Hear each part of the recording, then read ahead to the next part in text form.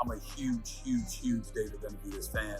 I love Canelo as well, but I don't like the fact that Canelo has taken so long to give him a match. And I just applaud David Benavidez.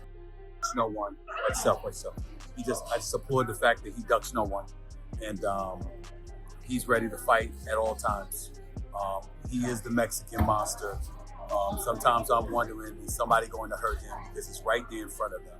He doesn't move, but he clearly shows he can take a punch, and he can damn sure give one with either hand.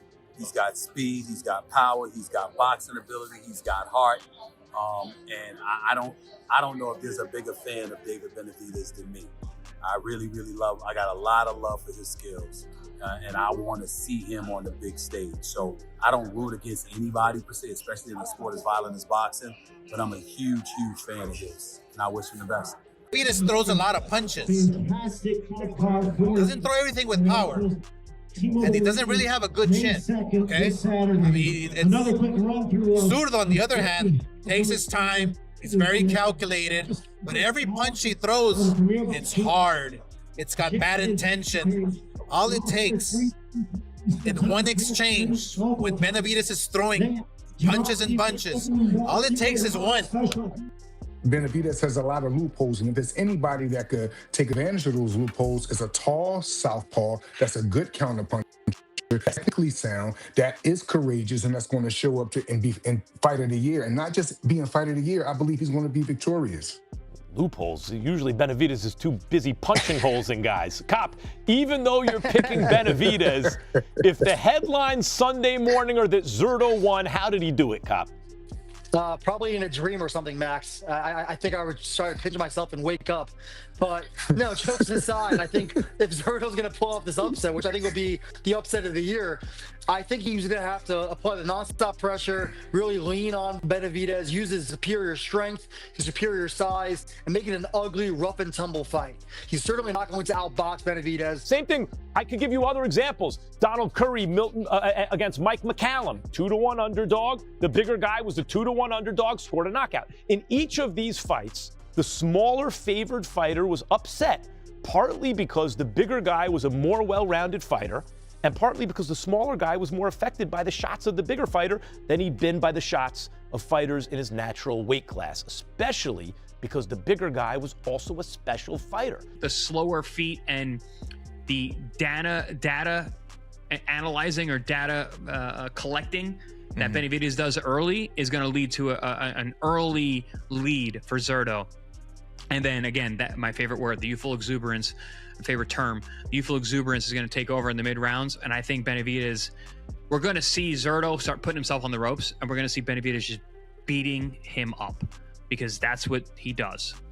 Benavidez beats the shit out of you. Incredible job with him, and I'm going to remember you, Max, and I'm going to remember Mike Coppinger, and I can't wait to see you guys on Monday. The legends have spoken as the Inside the Ring panel breaks down Zurdo Ramirez's chances against David Benavidez in a heated debate. I mean, that was amazing. You said he's an incredible southpaw. Can we calm it down a little bit? Incredible? When I think of incredible, I think of like Manny Pacquiao and Floyd Mayweather, like all-time greats. Let's chill a little bit. Floyd is not a southpaw. Second of all, I think I have a bit of PTSD with Zurdo, because I think back to a couple of years ago when Zurdo was fighting Dimitri Bivol, and Julian Chua, who's a great trainer who I respect, told me Zurdo's going to win. Tim Bradley, who I did a show with on ESPN, told me, Zurdo's going to win. I laughed at them. I thought Bivol was going to shut him out. Bivol indeed shut them out. Now, look, you can make the argument that Zurdo's going to be better now at cruiserweight, which I think is true, and that, Benavidez is moving up in weight.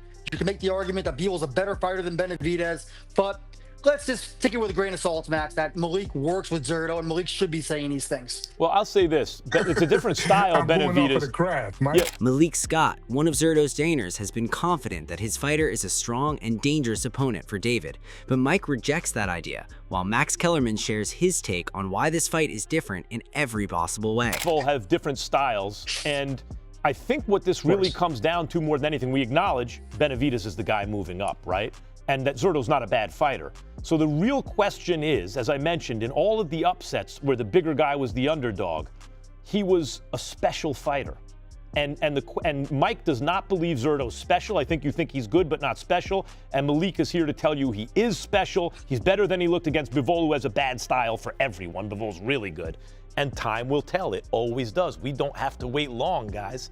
This is not only the biggest fight between two fighters of Mexican heritage at this heavy a weight ever, but it's also in the great tradition, in the great boxing tradition of Mexican-American versus Mexican fighter. Breaking it down with his expert analysis, Max Kellerman points to examples from the classic era where the more well-rounded fighter usually came out on top, while also suggesting that Benavidez faces a tough challenge due to the weight difference as well. Underdog in 2001, Felix Trinidad, who rampaged through welterweight and junior middleweight, moved up to middleweight to compete in a tournament where he eventually met Bernard Hopkins in the finals. Trinidad, 2-1 favorite, as I mentioned, was comprehensively outboxed and finally stopped in the 12th and final round. Now, by the way, same thing. I could give you other examples. Donald Curry against Mike McCallum, 2-1 underdog. The bigger guy was a 2-1 underdog, scored a knockout. In each of these fights, the smaller favored fighter was upset, partly because the bigger guy was a more well-rounded fighter, and partly because the smaller guy was more affected by the shots of the bigger fighter than he'd been by the shots of fighters in his natural weight class, especially because the bigger guy was also a special fighter. So if there's a pattern here, it seems to me, you have to hope that your guy, that Zurdo, is not only more well-rounded than Benavidez, but that Benavidez's punch resistance won't be the same at cruiserweight. I yield the floor to Malik. The fight during Cinco de Mayo weekend is generating massive attention, and while Max shares examples from legendary past fights, Malik believes this one is even bigger, with a lot at stake for both fighters on each side. There's special significance in the big fight between Mexican and Mexican-American. Malik, do you think there is, and if so, what is it? I think I'm going to consider Cinco de Mayo. I think Mexican versus Mexican is extremely special. But you know what it makes me think of, Max? It makes me think of a fight I've been doing a lot of film study on recently. It makes me think of when Julio Cesar Chavez fought Edwin Rosario. Now, one was Puerto Rican and one was Mexican, but the intensity that fight came with, and how the fans got behind it, and how Rosario fought his heart out. And I'm talking about fought his heart out off the rope 80% of the fight. The difference with Benavidez and Zurdo, like you say all the time, Max, these is bigger men. And I've never seen Mexican versus Mexican at this high level type of fight with this much at stake, with two big men doing it. Giving their final predictions, Mike Coppinger is backing David Benavidez, aligning with Max Kellerman's view, while Scott believes it will be Zurdo Ramirez who comes out on top. Prediction, Max, I'm going to say Benavidez by decision in a good, tough fight, but I think he's going to win something like 117, 111, 118, 110. Sounds about right. Malik, what about you? Not that. Wow, that was very good of you, Mike, right there. And I would call that very fair. I don't want to go too far with the scorecards and what I think, but I just believe it's going to be fight of the year, and I have Zurdo Ramirez winning by decision. When the bigger guy wins, Malik, in every example I gave you, it's by knockout. It's always by it's Gomez knocking out Zarate, Sanchez knocking out Gomez, Hopkins knocking out Trinidad, McCallum knocking out Curry.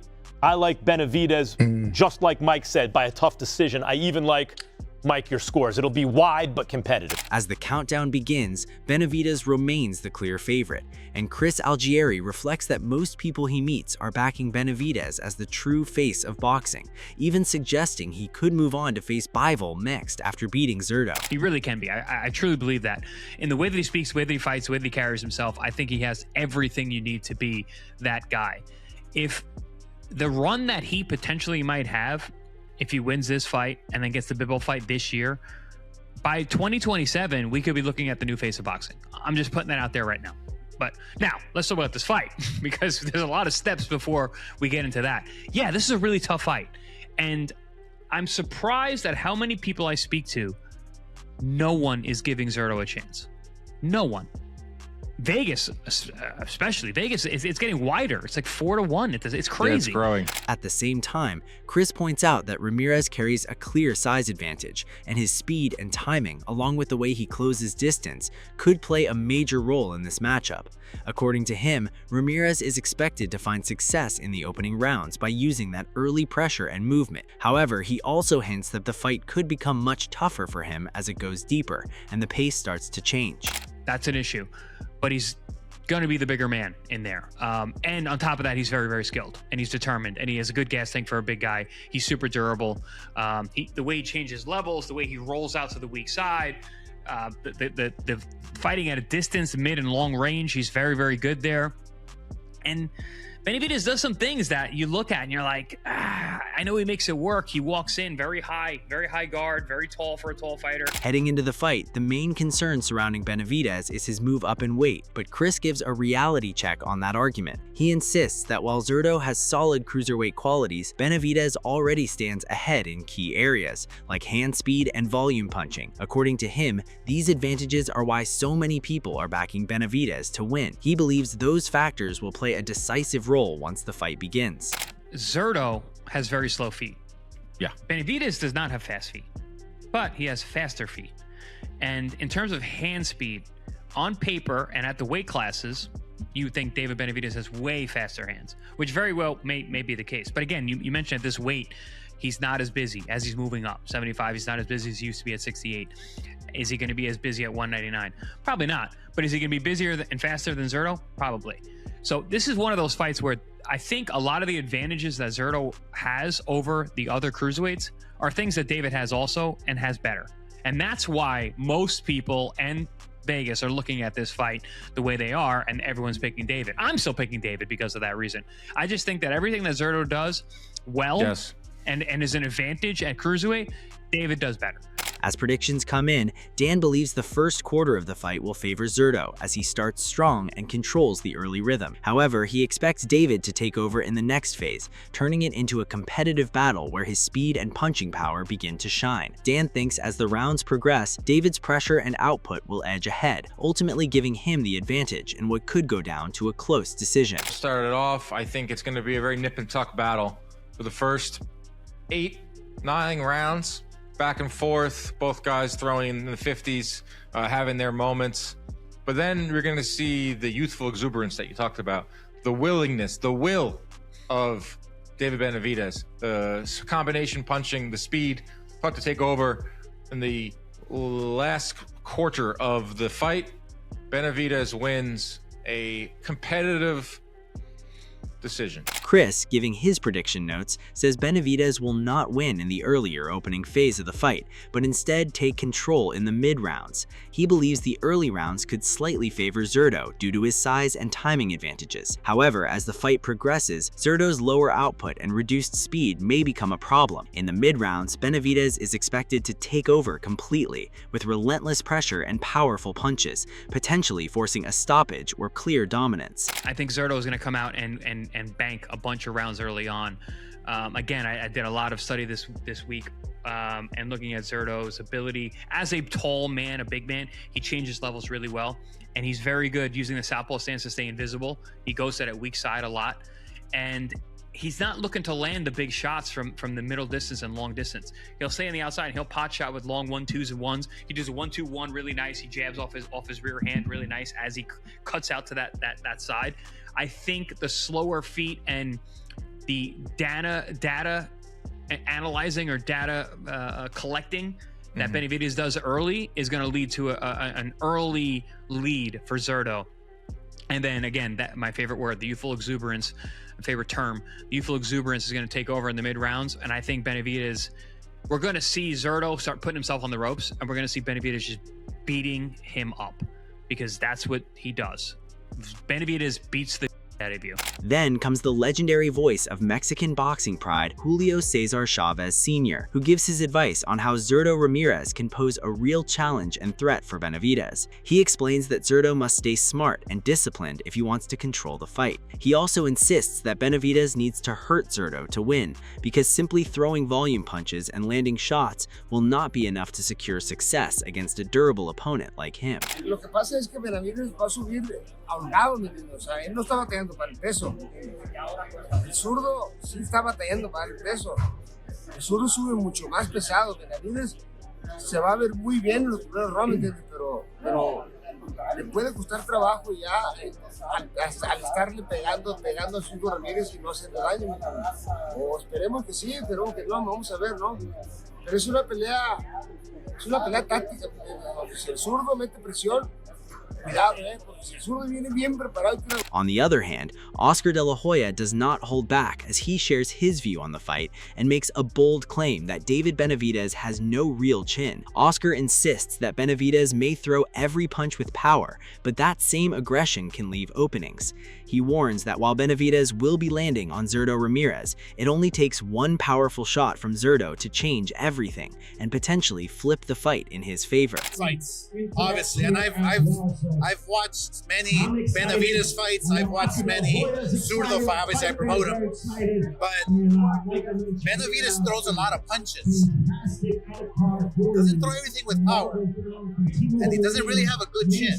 Okay, I mean, Zurdo, on the other hand, takes his time. It's very calculated, but every punch he throws, it's hard.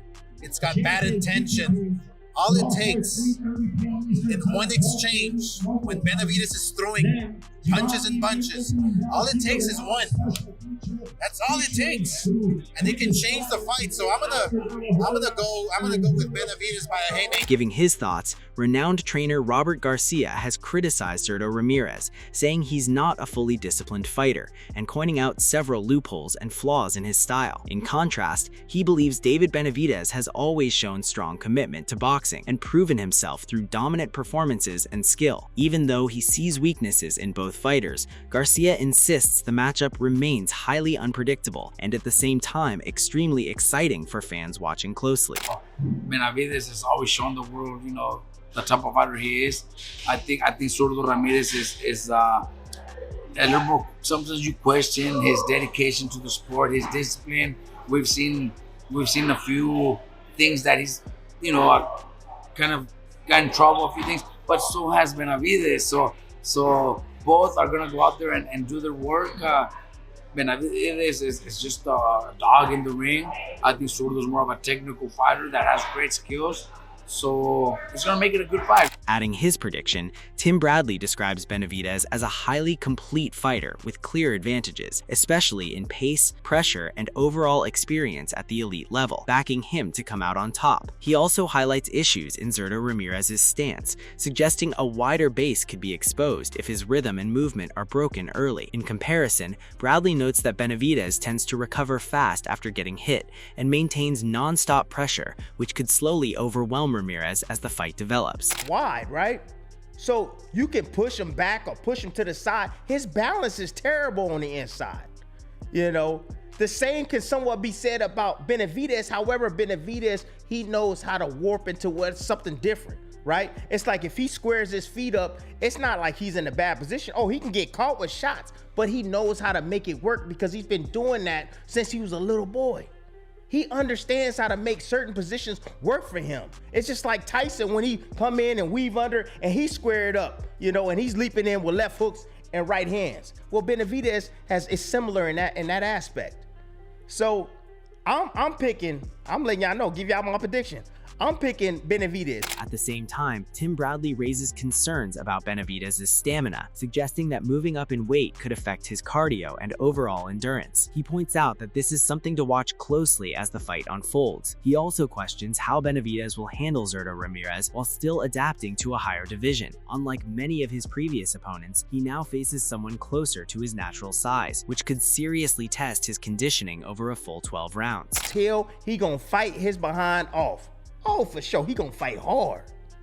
But I'm picking Benavidez to clearly beat him. Unanimous decision. You know, things that we may need to worry about, stamina. We may need to worry about that because when you're gaining weight, oh, you don't have to run as much anymore, champ. You good. You got to hold on to some of that weight.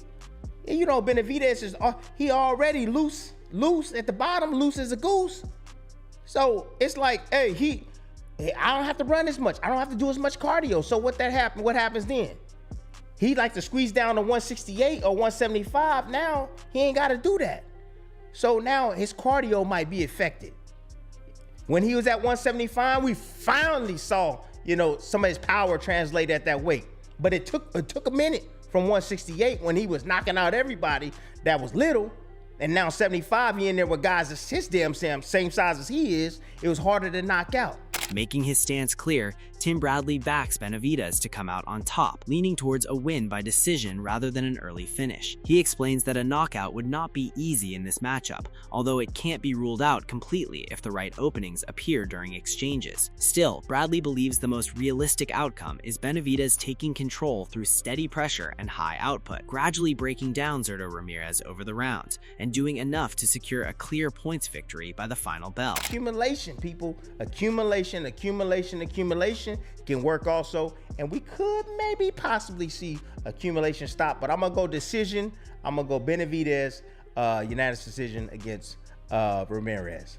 So, with predictions split and confidence at an all-time high, this fight is shaping up to be a real test of power, pressure, and pride inside the ring. Will Benavidez walk the talk and deliver a stoppage, or will Zurdo Ramirez flip the script when it matters most? Now it's your turn. Drop your prediction in the comments and tell us who you think takes it home. Don't forget to like, subscribe, and stay tuned for more fight breakdowns like this.